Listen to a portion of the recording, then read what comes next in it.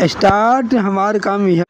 तो दोस्तों हमारा रोज ही है बियर के छटाई, कबो पौवा छाटे के बाद, कबो कांच तोड़े के बाद। दोस्तों हमारी यह काम बा। दिल्ली में बानी बियर के आधा पौवा कबो तोड़े के बाद, कबो छाटे के बाद, कबो भरे के बाद, माने अलग अलग सब काम में अलग अलग काम करे।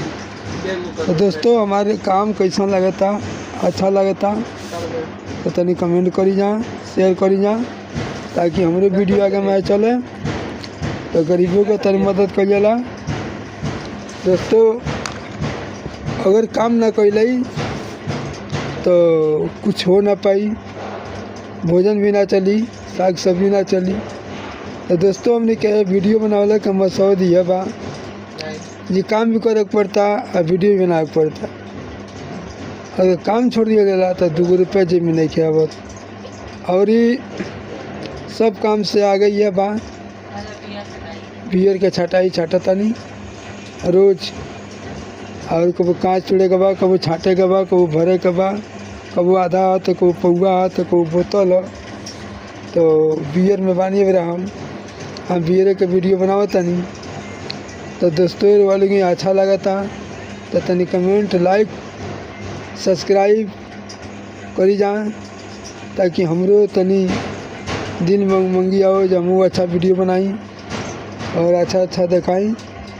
हमारा चैनल को सब्सक्राइब कर लीजिए, ताकि हम वीडियो बना के दिखाओ तो ही हमारा वीडियो में देखी जा बनी जान कि कैसन वीडियो हमें लगता।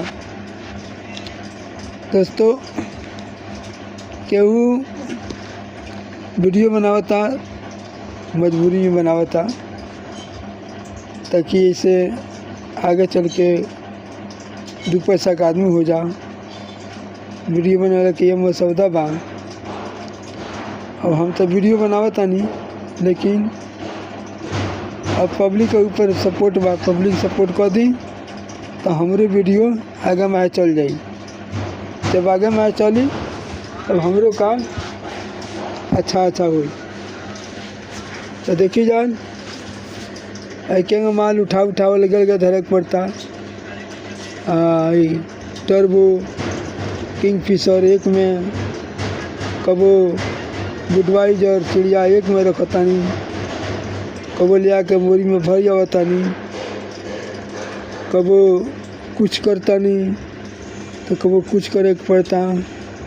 लेकिन कैसन बोरी में भरे पड़ता, कैसन माल बा, हरा पीला नीला रंग बिरंग माल बा। तो अलग अलग कर नाम बाटे, हर एक नाम से अगर छाटे के बाद जब वो नाम पर ना छटाई तो ये माल खराब हो जाए।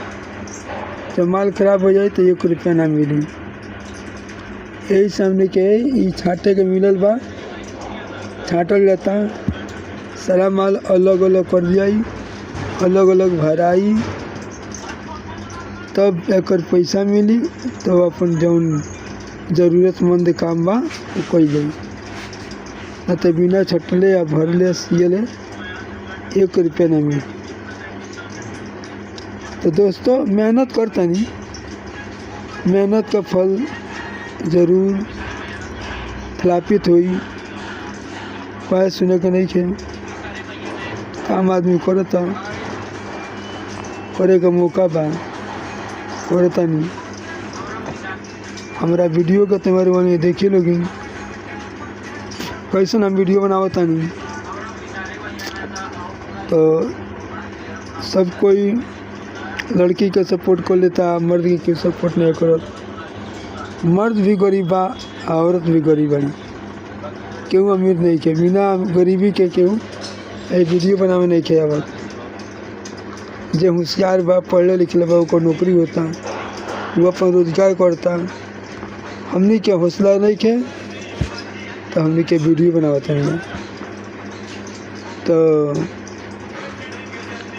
हमनी के वीडियो के